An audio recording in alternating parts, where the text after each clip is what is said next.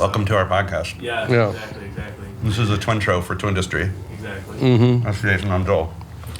Joel's got a banana in his mouth. Yeah. Getting his potassium levels up. Yeah.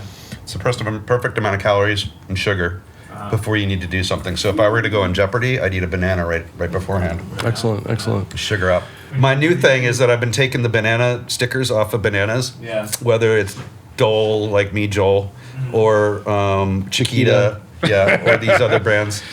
Some off-label Dominican Del Monte, brands. stuff like that. Del Monte. Happy Banana Company. I've been putting them all over my fridge. Oh, really? Yeah, so like That's down annoying. the fridge is like, the corner where the fridge is like sort of around it. It's just all the way down are just banana stickers overlapping and looking fucking Do you crazy. feel like you've accomplished something when you put more stickers on there? I do. It's like a slow project, but it's art. That's a really ripe banana, dude. It's an art. There's this some one's like been there's sitting some, in the bottom of my bag for 2 days. the banana at the bottom of the bag. So that's why it's all bruised and lovely. Look at that. Bruised and lovely. But yeah, That would normally be a smoothie But my banana daughter for me. turned around the other day and was like, "Holy shit! There's all these stickers all over them." She didn't realize She it. didn't realize it, and I've been working on it for like a year. Oh, wow. Yeah, so You must have just made some real serious progress. No, she just turned around and suddenly noticed that there was just an entire. It's like when you're looking out the window every day for a year, and then you're like, "Wait, these blinds are so lovely." Yeah. Yeah, Oh my gosh. You just notice something after the fact. you're looking through the blinds. Yeah. So people have been asking us why did we decide to do this podcast, And why now? and why now? That's right. Why do we do this? I don't know.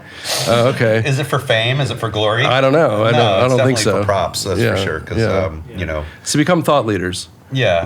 We know a lot of crazy people. We interact with a lot of people on the day-to-day, and we find a lot of people fascinating. Yeah, I take a lot of phone calls. That's And the initial concept for the podcast was that we weren't telling people that they were on a podcast.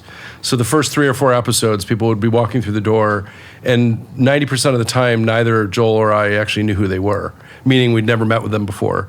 So they'd still come do in that. and, yeah, we still do it from time to time. If we can avoid telling people they're going to be on a podcast, we do.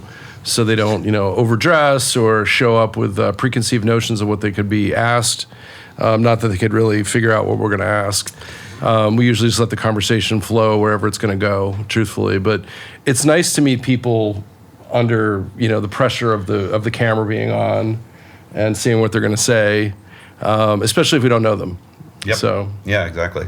But I do know you, so I don't know yeah, what to this ask is you. not a surprise. Joel and I don't know what to ask you because I know everything. Yeah, that's so, true. Like, what do you like? We have a huge studio audience here typically. Yeah. Today we only have like 3 or 4 people, but over there is like hundreds of seats, and so that's why you hear. If you want tickets, just all this hit us up on applause. Instagram, But, and we'll. we're here in Flatbush, Brooklyn. We're here to take meetings. We're here to help businesses. We're here to help artists figure out what they need to do to be successful in the digital landscape today.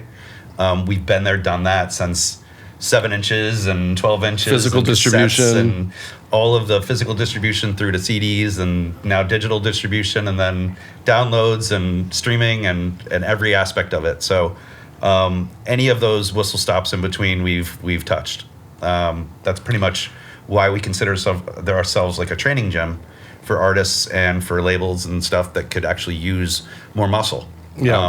And that's pretty More muscle. More muscle, exactly. Yeah. So we're the punching bags, and we figure out exactly which way to take your project forward. So we like to say we have the map, and we're willing to show you what the map is. And the map changes depending on what the project is, who the artist is, what the genre is, what's happening that day. What their desired results are. What does blowing up mean for them? I want to blow up.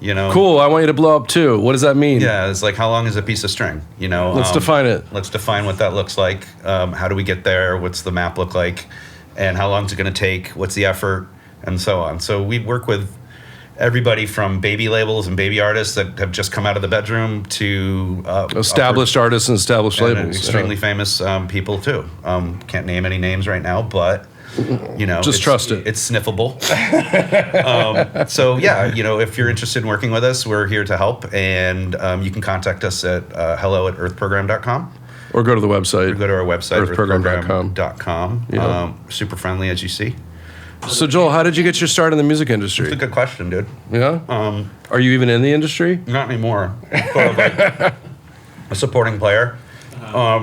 No, I mean, I consider myself, technology and music is the same thing now, pretty much. Well, I was like the first round of music technology, I consider. like when we founded when Sync Tank was founded, rather, people were trying to solve how to download tracks off of a website. True. So like I kind of feel like we were a little bit ahead on this stuff. About 10 years ahead. Yeah, just sitting in the cut waiting for everybody to catch up with the ideas that we had. Obviously, that was a successful launch of a tech idea that came out of this office or out of my bedroom or wherever we were situated at the time, 16 years ago, where earthprogram was. And we continue to do that. I mean, we're advising for numerous tech companies right now. Like I sit on the advisory board of 2 different ones that are incredibly, wonderful, fantastic, upcoming technologies. And Jason as well has been tapped for, advisory board and board positions for his business development acumen. Yep. And just simply, we have incredible networks, so that's what it boils down to, is whether or not you're, in the industry or not, is, do you show up or do you not show up? True. Like if you show up, you're in the music industry. Yeah. We go to things. We go to shit. So I'm actually like, don't be scared to invite us until we show up. Until we show up, and then we're like, ah! We always get the photo in front of the step and repeat. Yeah. You know, you can check it out. We actually we were at Music Biz in Nashville last week, and I go every year. It's been like 16-year habit for me. I brought Jason this year. That was fun. We took a few years off, and we literally saw everybody. And we did a little catch up we put a little reel together. Our friend Mark at That Pitch put it together. So if you go to our Instagram, which is Earth Program Music, you can see the reel, which is pretty hilarious. It's about 4 days condensed into a minute and a half. Yeah. And you can see how much ground we typically cover at these things. The next event we're going to be at is Indie Week, which is June 11th, the week of June 11th. Yeah. In New York City here. We're in Brooklyn, so if you are watching this and you want to meet with us, please reach out to us at hello@earthprogram.com. And we will get back to you about meeting up. We're here to confer because that's what conferences are for, right? Yeah. So reach out to us and we'll meet up. We love coffee and high fives. Whatnot. And also, if you want to be a guest on our podcast and you have something to say, give us a shout. We're going to try to do some shorter form videos with some people. We might show up with our mobile. Yeah, we've been talking about bringing this mobile couch. Bringing the couch. Rolling it around on wheels or some aspect of it. Yeah. Just bring the cushions maybe and put them on the street. Yeah, that's a good idea too. Just like whatever. Yeah. But yeah, we're here to help, and that's our role. That's why we started this podcast, is to mainly educate folks that we're here to help. And there's you don't come out fully formed with all this knowledge of what to do. And that's why there's people like us to guide you. You guys talked about how you got your start in a punk band. Yeah. What was it called? Oh my goodness. All right, so like when we were born, we were one egg before that, and then the egg split. When Joel became a realized human being, like what around 12, I think is when we become sentient. I'm joking, but he actually picked up the guitar and had all the ether talent. And I struggled with instruments. It wasn't my thing. I played bass briefly, but like not very good. He was able to write songs and shred and do all this cool shit. And, around that time, I'm like, I want to be involved too. Cool shit. Yeah, man. I wanted to be involved too. And so we started a label. We were putting out punk rock and hardcore records from people that we knew in the Philadelphia hardcore scene. These bands weren't very good, but we felt like, they should have records out because we didn't really know what was good music at the time. Yeah, no, I mean, we weren't, I wasn't nearly as refined as I am now. Talent didn't come first, let's put it that way. Yeah, nobody has a monopoly on good taste. Yeah, so yeah. At the end of the day, we liked what we liked. We've made records with them, sold a lot of records. We were in bands that like never did anything. When we actually decided to be serious about it, we were like 15, 16? Yeah. 15 or 16, and we made a bunch of rules. We're like, we're not playing backyard shows. Nothing in a garage. Nothing in a garage. We're not playing your, senior prom. Like, we're not doing anything that's not in a proper club. Or a proper venue, yeah. A proper venue. And from that, we kind of established ourselves to be very serious. And we recently released all of our music on one vinyl 12-inch with a German label called Devarishi Records. It's amazing. Finding it. It's came out like a month ago and it sold out like instantly. Because we're just that fucking popular. Man, it was here and there. Encounter. Yeah, the band was called Encounter. So on Instagram, it's Encounter_NJ for New Jersey, which is where we grew up at the time. NJHC. Yeah, New Jersey hardcore. We toured Europe. We did that when we were 16. I was driving like a Volkswagen van on the Autobahn, which was insane. Saw like 5 different countries. There was no EU at the time, so we had to like lie to get over the borders. We had like Say we were like a church soccer team. Yeah. You know, with all Here's this some merch. t-shirts. Here's some t-shirts. Bribing the Austrian border Border Patrol with Yeah. like t-shirts and tapes. They're like, where's your visas? Your And we're visas, like, yeah, "Here's visas. the visas, baby. Yeah, I got a know. Visa credit card. Throwing out some t-shirts and vinyl. And Yeah. they're like, what are you guys? We're like a church soccer team, right? Is that Yeah, what you said? yeah, church soccer team. It was really, really kind of funny. I mean, it was like criminal actually, but we got I away with remember it. when we were running through the airport at Frankfurt or some shit, and the customs guy was like, "Hey, you," and we're just like Kept going, kept going, ignoring like, it. Our fucking suitcases were filled with like 7 inches and Yeah. and T-shirts and vinyl. We barely even had any clothes for ourselves. Yeah, no, it's true. You know, we brought were, like, more merch than we turning did. our socks inside out and stuff. I did that. I wore the same And, shirt for like but, 2 weeks. Pretty amazing booking our own tour on a teen line. Yeah. You know, without any internet. And, Yeah, and then like a year later, we went on tour with Four We were Walls 16. Falling. Four Walls Falling and Clutch in America. Yeah, And that was in a minivan. That was in a minivan. That sucked. I've seen most of the country and most of Europe in minivans. And on sleeping on stages. Yeah, no, we like, where are we sleeping tonight? They're like, right here. Here's your sleeping. Here's your place. sleeping place. That's a bad German accent. Yeah. Which would be the stage.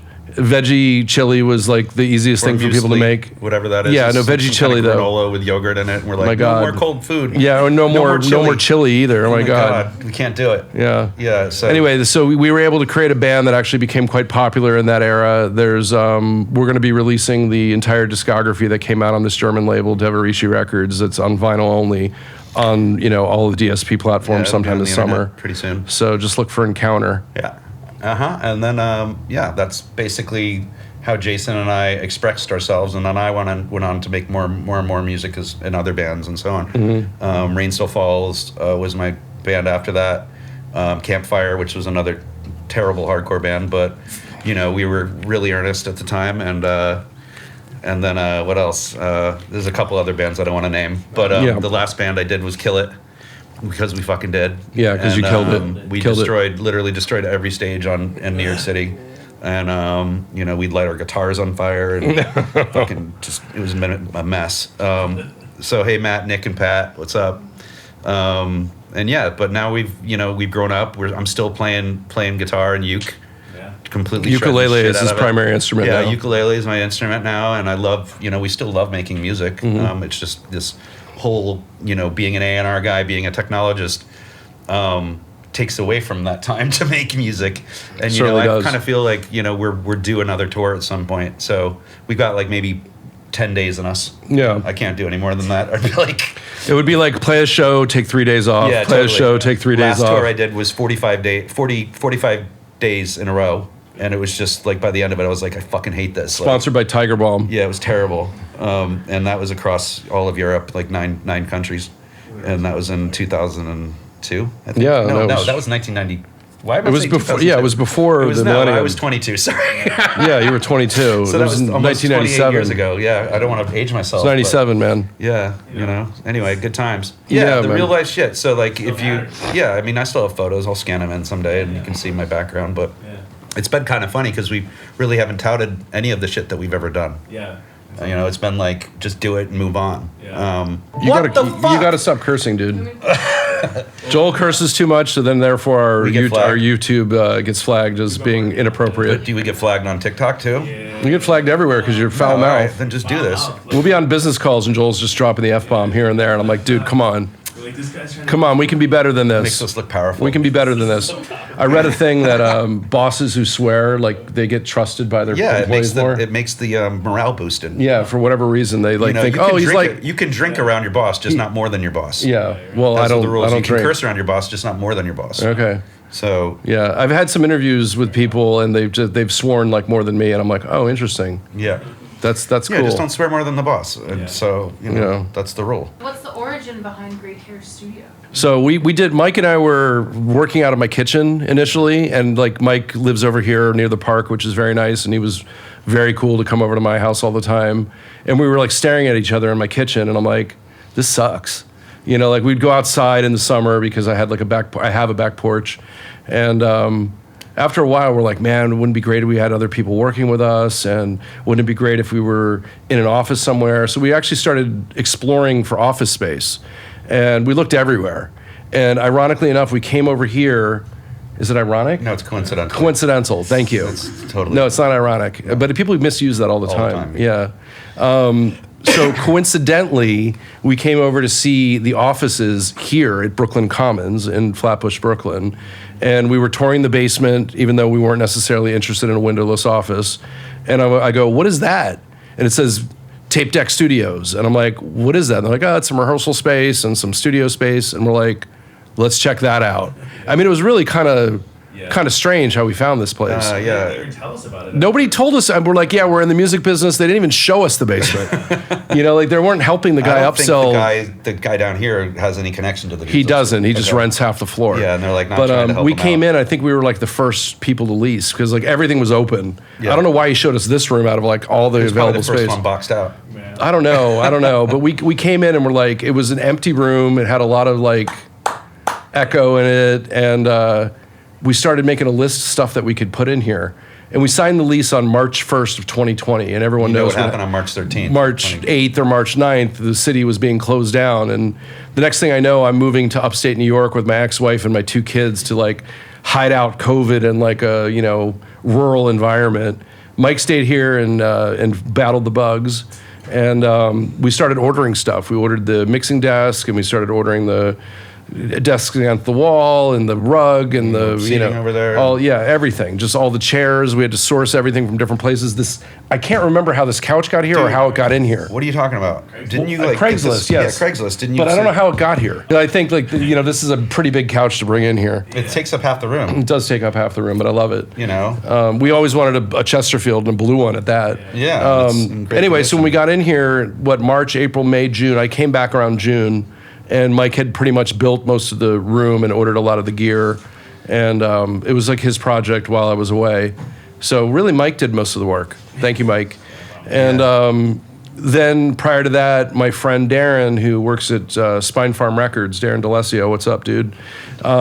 We were like, hey, we're going to open this small studio that we're going to work out of, and we're going to let songwriters use it to collaborate. And he's like, wow, that's a great idea, man. A lot of good hair is going to come out of there. A lot of great hair. A lot of great hair is going to come out of there. And I'm like, dude, what a cool name. And until we had Federico here, nobody really had great hair. What do you? I mean, you do too. Well, that doesn't look talking very about, good right now. baby? It doesn't look very good. You got to dye it again. Oh, okay. But no, his hair is stunning, man. It's a little moppy. He I does have was stunning hair. joking around, like in his guitar case, he must have like Vival. just like all sorts of like hair Sassoon or- products and like a pick and like Anyway, that's How great hair was that's how it came to be. And we plan on taking over that room and eventually I want a room with a window. a window would be cool, but then it wouldn't be a They did studio. offer us the room upstairs with a window, and I'm like, yeah, then we got to move. Yeah. What do you like- mean? When was that? It was at the end of the hall. It wasn't. I was at the end of the hall. There's a window Yeah, like it's those windows to the street. Yeah. Oh no, To the I don't want grates? that. You know, like the So you can look at the rain up. Basically. Yeah, no, that's not good. No, That's not good. I don't want to do that. It's not a good. I mean, we have the sunlight lamps. But also, you could just put a monitor over there, Yeah. and just have a camera, A feed outside. that just shows like Yeah. what the window would look like. Sounds like a terrible idea. This is what will happen when we're living on Venus. Yeah, exactly. I was like, you What's it remember like? What's it like outside, Mom? Yeah. It's that. What is that movie that we saw when we were All kids? Summer in a Day. All Summer in a Ray Day. If Bradbury. you can find it on YouTube, what is it? It's a short story by Ray Bradbury. Yeah. So they live on what planet? They live on Venus. Oh, they live on Venus. Yeah, Okay, like- great. And one day a year, No, it becomes. dude. Just What? the one kid they were jealous of one kid. All right, why don't you tell the story? that was born on Earth, and he would describe what summer was like, and they were like, "Ah, screw you, man." You can't But he experience summer." described. So it was a description. He would describe When what he's summer rolling was down the like. hills and Yeah, everything? he described what summer was like, and then they're all miserable as shit, and they're looking outside, and then it's raining. And suddenly one day it's like fucking gorgeous out, and they're like, Oh, "Oh my okay. god!" And they run outside and they lock that kid in the fucking closet. Oh, did And you? he doesn't get to Can you stop experience. cursing? Oh, sorry. He doesn't get to experience summer. Oh wow. So yeah, it's pretty sad. I didn't realize that it had that kind of twist to it. Yeah, it did. But it It's- was really a creepy movie because the kid they're like rolling down hills. They're getting like the sunlight from the Verilux fake sun stuff, like Yeah. treatments and whatnot. No, that's what they're doing inside the Inside the their spaceship home. whatever they're in. Yeah. This Anyway. is not what we want to talk about. yeah. So I mean, it's an interesting story. Though. yeah, How'd you end up at Columbia? What legit. Oh my God. Okay, so I mean, I did talk about this in another episode, right? So, yeah. In Jason's story. Jason's journey. Jason's journey. Yes. If you haven't seen it, you must check it out. Yeah. So what happened was Joel and I started this label when we were kids, and around the time I was 18, 19, prior to being 20, I had A&R people coming from New York to see our bands and being interested in signing our bands. We were selling a lot of records. They were actually doing quite well. They were playing shows. They were touring. The labels became interested in signing the bands on our Major label. label interest. Major label interests. That's our band name. Yep. No, it's not. Anyway, so we were doing meetings, and people would come down and take me to lunch, and I always got the lunch, I always got the dinner. I didn't know A&R was a job. I was like, finding the bands was the easy part. Signing them and convincing them to work with us was probably the easier part. The stuff that I really excelled at was making the records, like helping them get in the studio and produce and, actually make the audio recordings. And then Joel would do all the artwork and the advertisements and the merch designs, because he's an awesome graphic designer. And I would deal with the manufacturing and the distribution of it, so selling it to distributors. And by the time we were 18, it became like a pretty big business. And I was pre-med. I went to Villanova for medicine for 2 years, and I dropped out because I hate blood. I would have made a horrible doctor. No, it was just not in the cards. Yeah. And I was Good at offered, science, bad at blood. yeah, I was offered a job at Columbia Records and a job at Geffen Records because none of my bands got signed. Our bands got signed, rather. Yeah. So they're like, hey, if we can't sign your bands, why don't you come work here? And I'm like, So all Jason right. got major label interest. Yeah, so they were interested in me. So I actually took a huge pay cut. I think my first year I didn't make that much money. I remember your expense account was more than your salary. My expense account was bigger than my salary. It's true. So we lived off that. Yeah, we lived off my expense account instead of my salary. But anyway, I ended up working for records and Columbia lunch and Records for 4 years. I was hired by David Kahn, one of our biggest supporters and somebody that we adore. I was still an active producer. He produced the James McCartney music that we're releasing right now. So we still stay in contact with him. He's a great guy. He believed in me when I was a child, essentially, and offered me a job when I wasn't even old enough to get into bars, which is crazy because most of the shows in New York were happening in clubs and bars. The best part about that is all the doormen or door ladies even are always managing a band. So like, you're that young A&R guy, right? I'm like, yeah, I am. They're like, cool, come on in. I'm like, wonderful. Yeah. So a lot of social engineering the first year that I was here. But 4 years at one company is a long time, but then I spent 14 years at Hollywood Records, at Disney, at Mickey Mouse, where I had a lot of success as well. So every 3 to 4 years, I get itchy feet and want to go work somewhere else, but I did manage to stay at Disney for 14 years. And I never thought music would be my career. I mean, truthfully, I thought I'd be a doctor. And in a lot of ways, A&R is therapy. So if anything, I could still go into psychiatry or psychology or... Picking up the phone for Yeah, everybody. hey, what's going on? How you doing? Yes, you can write the song. No, you shouldn't You can smoke do pot. it, baby. You should stop drinking so you can finish the bridge. Yeah. I think you need to take a nap. Yeah. After every major decision, go take a nap. Yes. Yeah, so that's how I ended up at Columbia Records in the 90s. You're watching Twintro, the twintroduction to music Twindustry with Jason and Joel Jordan, What's up? the Jordan brothers. You got to shrug. Hey, Hey. hey. What's up? What do your tattoos mean? Oh, that's a good. Oh, that's a good one. question, Okay, actually. so Jason's got a lot of tattoos. I got a lot of tattoos. Yeah, I don't Yeah, have this a is single one. this is my son's name. This is my daughter's name. You can take him through the whole fucking. That's tour. patience in Tibetan, which I have none of. Well, before I went to India, I put don't be afraid in French, even though I don't like French. I don't know why I did that. Why don't you but like French? I don't know. It's just like, Je ne sais pas. I don't know. I mean, it's a beautiful language to listen to. It's just not something that I'm gravitating towards. I don't know why that happened. Okay. However, I'm going to do a piece that kind of covers the whole thing. When I was in India, I saw one of the coolest things ever. So I was in a village south of Delhi called Vrindavan, and people think peacocks can't fly. I mean, they can't fly long distances, but they certainly can fly. So as you approach peacocks, which are wild in India, they're everywhere. And I walked over to one, and I'm like, hey, what's up? Hey, what's up? You're talking me, to a me, bird. me, me, me, me. Yeah, hey, how you doing? How you doing? You want some bread? This peacock jumps from the ground to like 30 or 40 feet up into a tree. It's unbelievable. And therefore, I thought a peacock as a memory of India was a really great idea. And so I executed that. Dan Santoro did this. He was a wonderful old school American style tattoo artist. He also did this one as well. which means Jaya Radha, which is also graffiti in this part of India. The devotees of Krishna put graffiti everywhere in paint and house paint, and it looks amazing. And so I tried to recreate the house paint, but it's sloppy. It's meant to be that way. It's read this way. And and then I have some other stuff on my arms here and other stuff on my arms here, but I don't need to show off my arms. And the thing that's different between Joel and I is that we both used to have earrings. Joel only has earrings now, and he's got his nose ring as well. For whatever reason, after I got married, the month after I got married, and all my wedding photos, I have gauges and stuff. I took all the jewelry out, and I let everything heal.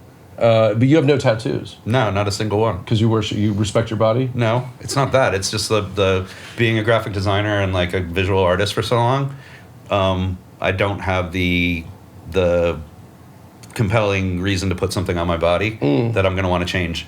And you want to change. I'm going to want to modify it. See. The second it's done, I'm going to be it's because I designed something that I feel is never finished anyway. Got it. So that's why you're more into body modification. Correct. That's why I'd rather pierce myself and break things. I hear you. 4 broken ankles, man. So you're amputating your foot. That's right. So anything can happen. So yeah, he's got his thing. I got my thing. I like to say, we're the same computer but different programs. I like to say we're ice cream, but we're different flavors. If you feel gravitated towards music industry, hit subscribe, like that button. Come back and help be notified algorithm. when there's more content because we're putting it out regularly. We're also doing live feeds once a month. Not really generally, and you can silly. get on. You can harass us. You can ask us questions directly. It's a lot of fun actually. For whatever reason, did you notice that more people tune in, unless people are clamoring for new episodes? I don't think so. I think that they get off on the idea of it being live. Yeah, I think I don't know we what that's all we'll about. do one in a couple weeks. Yeah, we'll do one live from music industry from Indie Week. Let's do that. Let's do a man on the street thing. Yeah, we'll do a man on the street thing and just start grabbing people The outside Vox of the Pop. Yeah, grabbing people outside of the hotel. Hey, what's digital music? What does it mean to you? Define what a breakbeat is.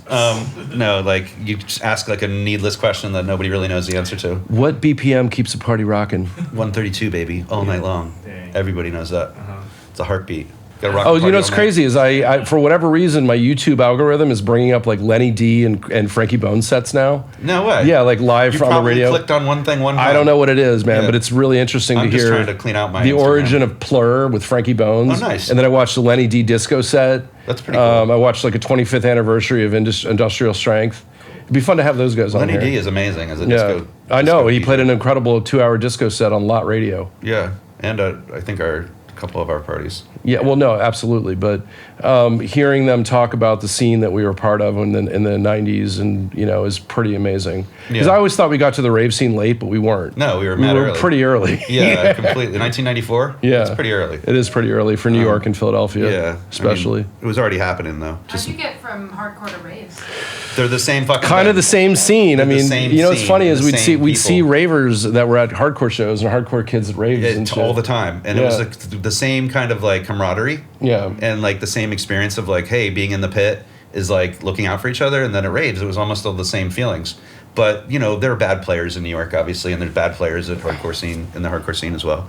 You just avoid those people, but the people that were there to actually be part of the music were there for the right reasons. Yeah, 100%. We would completely meet those people and they become. I also think part when of you're our in crew your and teenage so on. years and early 20s, you're kind of more open to music as well. Yeah. You couldn't find me at a country line dance or, a square dance or anything like that. But certainly things that were happening and were underground and kind of Yeah. cool, and you needed a map to get to the location, and Yeah, it the wasn't map. in a club somewhere. It was the stuff that we did was borderline legal. Yeah, it wasn't right. It was legal. mostly not legal. Yeah. So, But we couldn't get licenses. well, I mean, the raves thing and is, stuff. we would be as legal as we could be. We would do fire marshal training, so everyone knew how to use a fire extinguisher.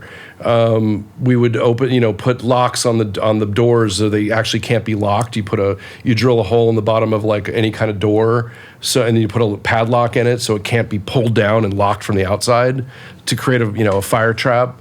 There's a lot of stuff that you can do that make the place as legal as possible. Yeah, and a But certificate there of was occupancy. a certificate of occupancy, which, one time, and I'll admit this because it's past the statute of limitations, is that we got a 200 capacity license for a party, and we put like a 2 in front of it. And so it was 2,200 over 3 or 4 floors, and we faxed back to the city at like 6 o'clock on a Friday. We knew nobody was going to be there. The party was on a Saturday. On Monday, they came looking. Yeah. Party was on a Saturday night, thank God. Yeah. So we missed that one. But yeah, you put a little white out and a 2. Yeah. Goes But I along. mean, our first rave experience was in Rotterdam, Holland. Yeah, that's true. We were And, 16. we were on tour with our band, Yeah. Encounter, which we talked about already. And the guys that were in the band, the touring with us, called Crivets, they were like, "Do you want to go to a nightclub?" I'm like, "Sorry, I'm doing this terrible accent." You can't do a Dutch accent. I can't mock a Dutch person. Sorry. So, do you want to go to this club? And I'm like, "All right, sure." And so I remember we sort of got dressed up as much as we could with like Hardcore gear. our nice black T-shirts or whatever. And this was like a Tuesday night. This was like kids had to go to school the next Yeah. day and stuff because I guess they do like school in the summer. And we were out, and it was like there was an alligator under the dance floor or some shit. There was a swimming pool. There was a swimming pool. But this was in the middle of a park It was in called the Rotterdam. Milkveg. No, that wasn't Milkweg. That's Milkway. Oh, dude, no. What No, it was was Parkziek. the Parkziek. That's Yeah, it, which is like park light or something in Parkziek, Dutch. yeah. And, And, no, it was crazy. We heard "The God of Abraham" by Holy Noise. Holy Noise. Or yeah. what was it? I actually looked it up on YouTube recently. Anyway, a But lot that of was how we got involved in the rave scene. We came home and we were like, "There's got to be something like this in America." and there was. There And was, but we weren't old And this enough is to go to- 1992. This was We were 19 yeah, it was Our 92. parents weren't exactly like, "Go to New York City." Oh, I'm and- sorry. This was 1991. We were straight edge at the time, so we basically like, Yeah. Somebody bought you an orange juice, and you thought it was like spiked with something. Some woman bought you an orange juice, and you're like, "What do I do with this?" You pour it out. I remember hearing about people getting like drugged and whatnot, and so yeah, it was pretty wise. Don't even take a Coke from somebody on the train, man. Yeah. They're gonna put something on the can to make you knock you out, and then steal all your stuff. Yeah, we heard a lot of terror stories it's about just that. like, but we we had were our- like we had rolling. our- We were rolling deep. We had our fanny packs, like Yeah. around us, like American tourists and whatnot, and it was great. But it was like the summer before, the summer after the like Berlin Wall came down or whatever. So it was still No, it was years later. It was a year. It was like 3 years later. No, it was like 2 what years what year later. did the Berlin Wall come down? It's like 89. Pretty. 1989. 89. All right, so we're Boom, at I was right. 91. So So 2 91. years later, they 2 managed years to knock later, down this wall. I We're there and playing in East Germany, and they're still like was going to say, it did feel pretty oppressed. It was very like Yeah, it was still like people were moving freely throughout the city, but Berlin was not as vibrant as it is now. oh god no. And we were playing in East Germany. Yeah, in East Berlin. in squats. Yeah. Yeah. Yeah, So, just occupied buildings that punks would just take over and start doing shows there and set up a movies bar and a community. yeah, total community. Raise dogs. Yeah. This is the Twoutro. The Twatro to the Twin Show. This is the Twatro to the Twintro to Twindustry. with Thanks for Jason. joining us. We Yeah. hope that you learned a little bit about us today, why we do this. We do it for the love. We do it for the nod, lulls. dude. Do it for the lulls. The props. The laugh out louds. We like to People have a good ask me, time. like why? And I'm like, I do it for the nod. Why, Joel? I mean, other than a kick-ass lacrosse player, what are you? I mean, people know me as a kick-ass lacrosse player, but I'm more than that. What's the last strange thing your daughter said to you? Oh my God. Yeah, I have this thing going on Instagram right now, which is like texting with my daughter, and she just says the funniest shit. When I was in Nashville, and I'm like, "Hey, honey, I'm getting back from Nashville tonight. How you doing?" She wrote back, "I'm Gucci, father." And then she's 13. And then the other night she goes, "Hey, Dad, I left my sweatshirt on my bed in your house. Next time you're out, can you bring it over?" And I said, "Sure thing. Sleep well." And she said, "You too, bro." I thought it was King. She says King all the time That's too. awesome. My No, daughter she's calls me crazy. Queen. Queen? Yeah. So I've been posting these little interactions with my daughter via text on my Instagram, which has pretty funny. been getting a lot of views. Yeah, they're entertaining. When I sent her, I said, "Look, Georgia, this got 500 views." She's like, "Ooh, I ate that." Yeah. Ate it. Purr. Purr. You And licked she wrote it up. pure, purr. I say meow. Meow. Meow. Ate it up. Licked the plate. Cleaned it.